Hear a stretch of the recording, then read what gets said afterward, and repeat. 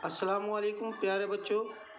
आज हम कक्षा छठवीं की पाठ क्रमांक 3 पढ़ेंगे। पाठ का नाम है स्वतंत्रता।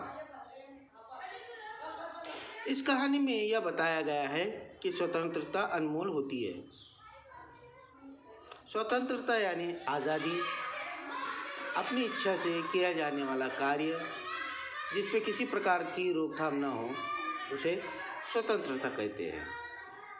स्व यानी खुद की, तंत्रता द्वारा किया गया कार्य। पाठ शुरू करने से पहले हम कुछ यहाँ पर देखेंगे। विशेषता हमारी, विशेषता हमारी में हमने विशेषण का पूरा एक चैप्टर पढ़ा है। विशेषण, विशेष्य, विशेष किसे कहा जाता है, विशेषण किसे कहा जाता है, एक बार फिर से हम देखेंगे। यहाँ पर कुछ चित्र दिए हुए हैं। काले रंग की मछली तैर रही है। गुलाब का फूल बहुत सुंदर होता है।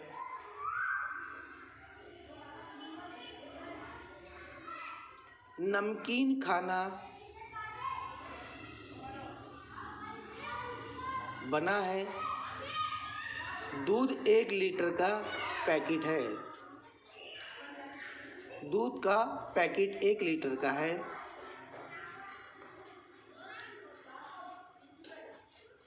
खेल में प्रथम स्थान पे रोहन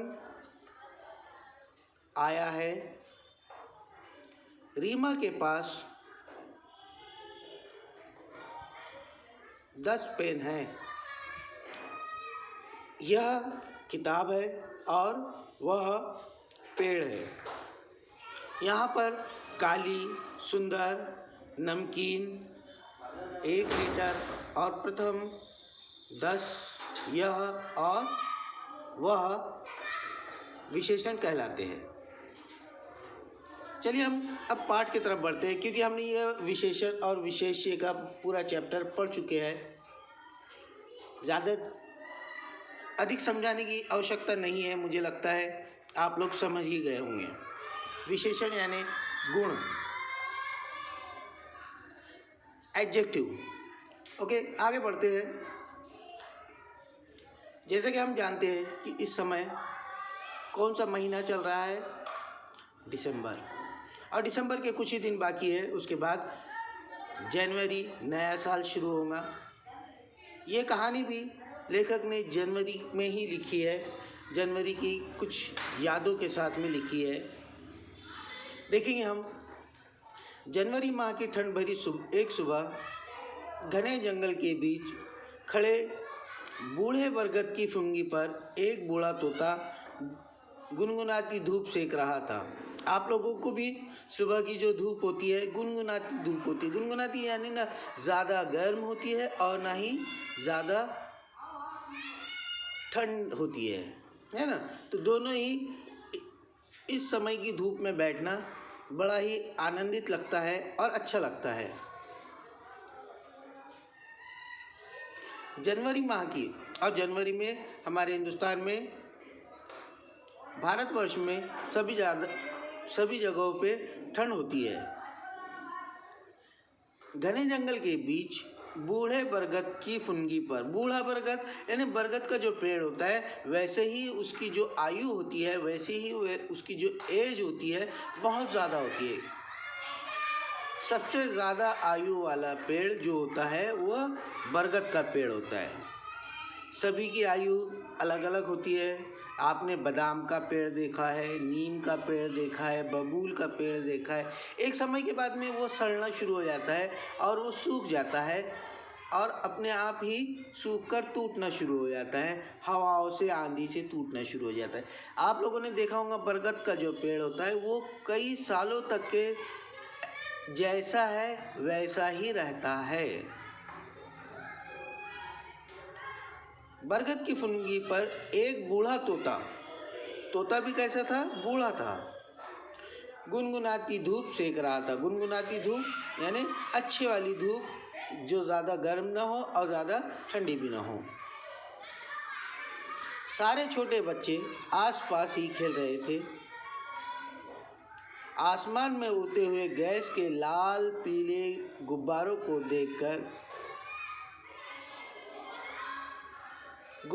देख एक हल्की मुस्कान उनके चेहरे पर आ गई। गुब्बारों को देखकर कौन नहीं मुस्कुराता है। रंगीन रंग बिरंगी गुब्बारों को देखकर सभी के चेहरे पे मुस्कान आती है। तो ये तो तोते के छोटे बच्चे थे और वह इन गुब्बारों को उड़ता हुआ देखकर मुस्कुरा रहे थे। एक अंदर से उनमें प्रसन्नता आ रही थी। दोबारा देखें, फिर से देखेंगे हम। सारे छोटे बच्चे आसपास ही खेल रहे थे। आसमान में उड़ते हुए गैस के लाल पीले गुब्बारों को देख एक हल्की मुस्कान उनके चेहरे पर आ गई। पास में खेल रहे तोते के बच्चे ने इसका कारण जानना चाहा। बच्चे तो मुस्कुरा ही लेते हैं, आनंदित होते हैं, बट आप लोगों को पता है कि जो बड़े लोग होते हैं वो बहुत कम मुस्कुराते हैं। इसी प्रकार से वो बूढ़ा तोता भी उन गुब्बारों को देखकर मुस्कुराने लगा। अब एक पास खेल रहे छोटे तोते ने, एक बच्चे तोते ने इससे उस बूढ़े तोते से कारण जानना चाहा। तब बूढ़े तोते ने क्या कहा, सुनिए। देखिए, किताब में देखिए दूसरा पैराग्राफ। बूढ़ा तोता कहने लगा, बेटे बहुत साल पहले की बात है। शाम होने को थी। हम सभी संगी साथी अपने घरों की ओर लौट रहे थे। बूढ़े तोते ने कहा, बूढ़ा तोता कहने लगा, बेटे बहुत साल पहले की यानी एक तोते की आयु जितनी होती है उससे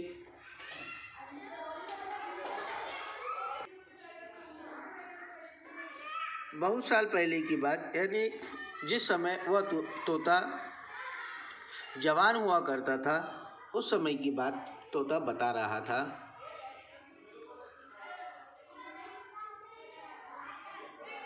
शाम होने की थी। हम सभी संगी साथी यानी साथ रहने वाले सभी। अब आपको पता है कि तोते झुंड में रहते हैं, है ना। चिड़ियाएँ, पक्षी, सभी जो पक्षी होते हैं वह झुंड में रहते हैं। कुछ पक्षी जो होते हैं वो अब अलग अलग रहते हैं, अकेले रहते हैं। ज़्यादातर पक्षी झुंडों में ही रहते हैं। अपने घर की ओर लौट रहे थे, यानी शाम होने के बाद में जब अपना दाना पानी चूग लेते हैं तो वह शाम को अपने घोंसलों की तरफ लौटते हैं। गैस भरे गुब्बारों का गुच्छा हमारे करीब से गुजर रहा था।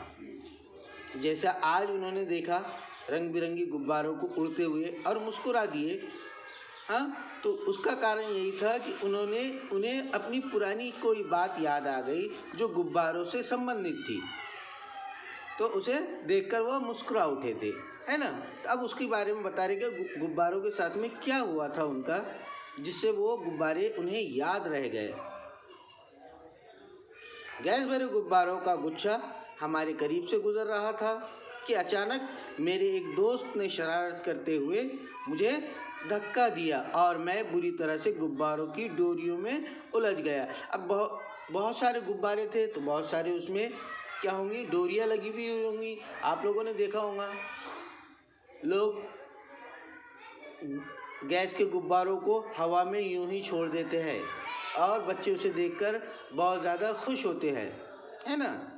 या कभी कभी क्या होता है, छूट जाता है, हाथ से छूट जाता है, या छूटा होगा या किसी ने छोड़ा होगा। लेकिन उनके पास से जब वो रंगीन गुब्बारे गुजरे तो तोते के एक दोस्त ने शरारत करते हुए उस बूढ़े तोते को, जो उस समय कई साल पहले जवान हुआ करता था, तंदुरुस्त हुआ करता था, तो उसे धक्का दे दिया। और वह धक्का देने की वजह एक दोस्त ने शरारत करते हुए उस तोते को धक्का दे दिया। किस तोते को? जो तोता बूढ़े बरगद की पेड़ पर बैठा हुआ था, धूप सेक रहा था, उस तोते को कई साल पहले। और मैं बुरी तरह से गुब्बारों की डोरियों में उलझ गया। लाख कोशिश करने के बाद भी मैं अपने आप को छुड़ा ना पाया। मैं हवा के झोंकों के साथ गुब्बारों सहित दूसरी दिशा में बहने लगा। गुब्बारों के साथ दूसरी दिशा में बहने लगा। मेरी चोंच, पैर और पंख अपने आप को छुड़ाने की कोशिश में बुरी तरह से लहूलुहान हो गए थे। धीरे धीरे शाम गहराने लगी। शाम गहराने लगी यानी जो अंधेरा है वह बढ़ने लगा, गहरा होने लगा। शाम गहराना यह एक मुहावरा है। शाम गहराना यानी रात का बढ़ना या अंधेरे होने का बढ़ना। आज के लिए इतना। कल हम आगे पढ़ेंगे और आप लोगों को यह पाठ पढ़ना है। आप सभी को रीडिंग करना है, 3 टाइम रीडिंग करना है। ओके, अल्लाह हाफिज़।